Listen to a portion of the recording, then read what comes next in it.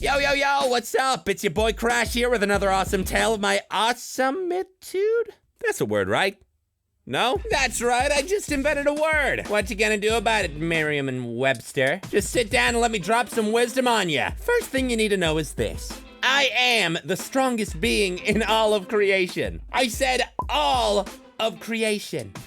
Okay, folks, let's try that again, but this time, put some reverb on my voice. Ready? You sure?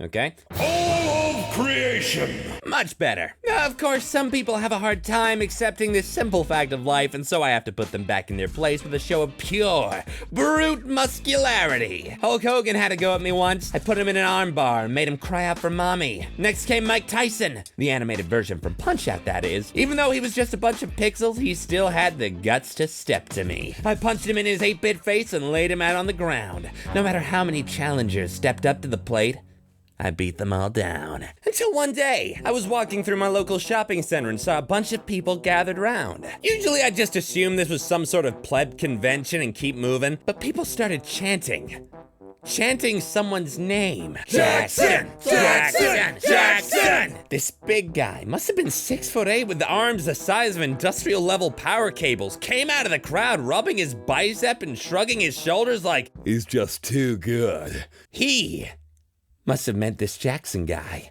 I could smell testosterone in the air, the calling signal of males in fighting spirit. It's the kind of scent that makes you want to punch something. All right, I thought, let's see what this Jackson kid is all about. I barged my way through the crowd with my shopping bag that sagged under the weight of my recently purchased Spider-Man action figures. In front of me was a table with 2 chairs facing each other. Seated at the table was, I guessed, Jackson.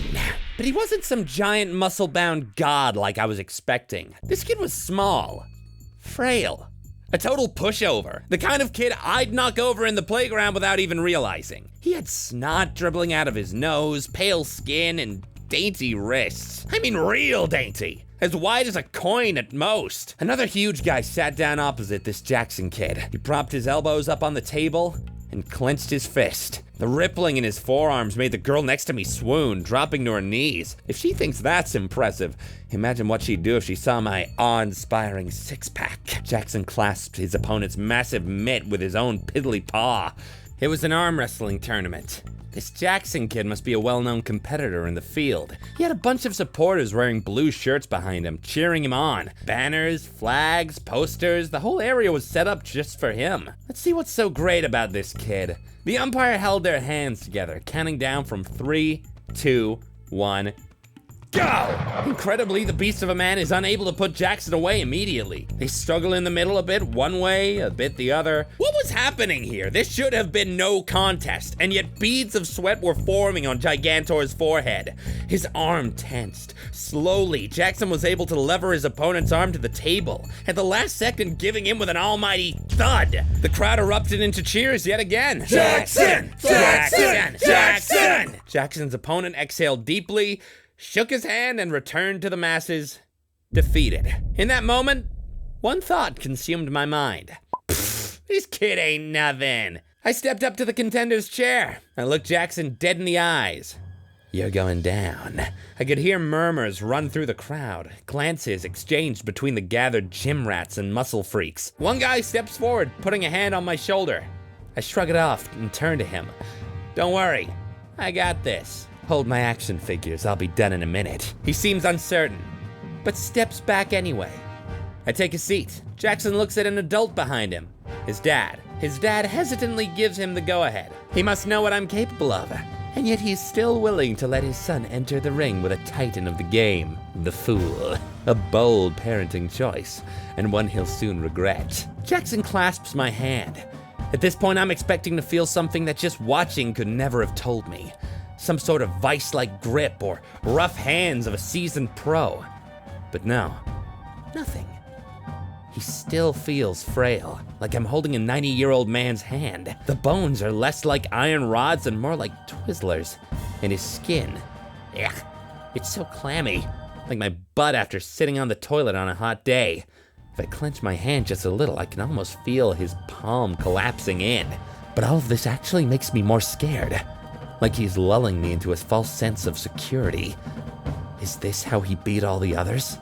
play weak and then use the element of surprise to crush them? Well, I'm no idiot. Even if culture says I am. And the viewers think so too. And my dad always told me that mom left because she couldn't deal with having a child and it had nothing to do with his alcohol abuse. Why, Daddy? Why? But I'm going off topic, aren't I? It really gets me fired up when he calls me an idiot.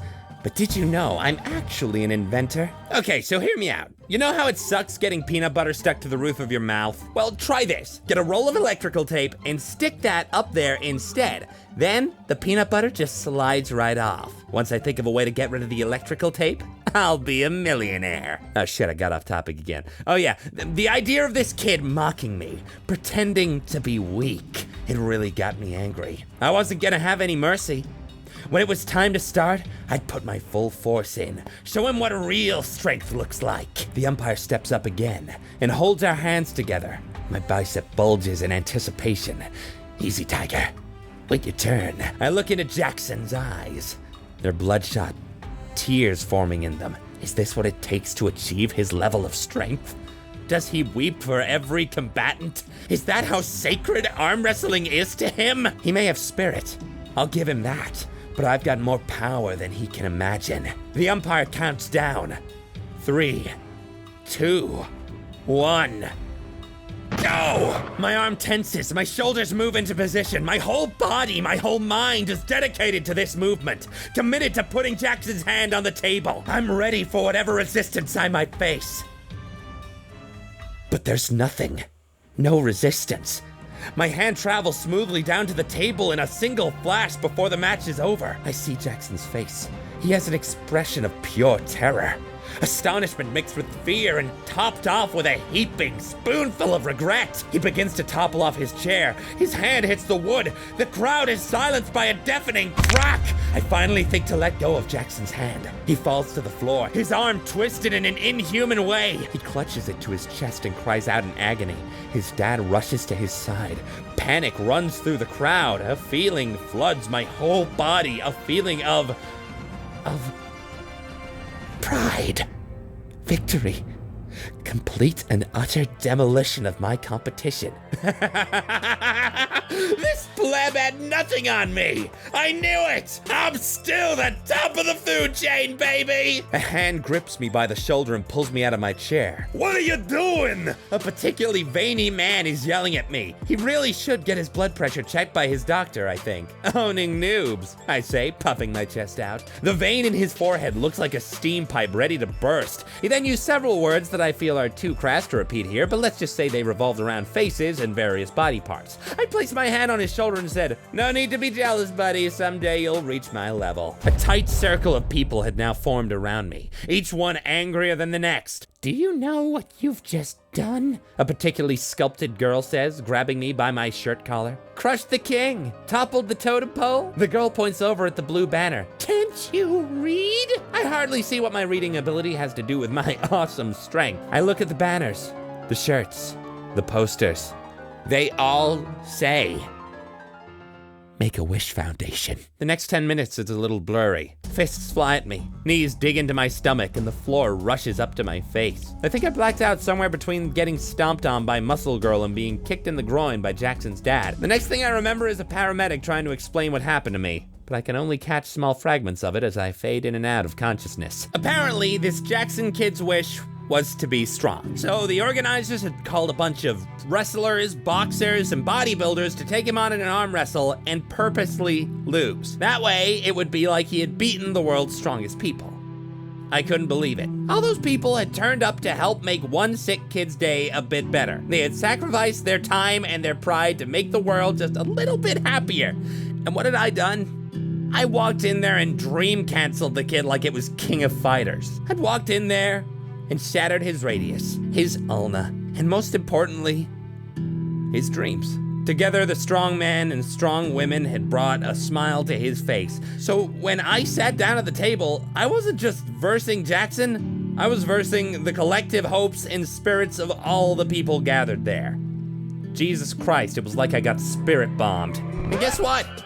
I still won. Even with all of them backing Jackson, I still crushed him. Not only was I stronger than this Jackson kid everyone had been raving on about, I was stronger than all of them put together. I started laughing so much. The oxygen mask on my face started fogging up with my hysterical laughter. The paramedic asked, what was so funny? I told him. He turned to my monitoring equipment, hesitated, and then shut all of it off. I couldn't hear exactly what he said, but it was something like, rotten hell. Everything went dark again. Luckily, some passerby had seen a paramedic holding a pillow over my face and pushed him off, saying, death is too good for the likes of him, whatever that means. Once I paid some minor medical fees and convinced Culture to talk Jackson and his dad out of pursuing charges, I got off scot-free. A little bruised, but otherwise scot-free.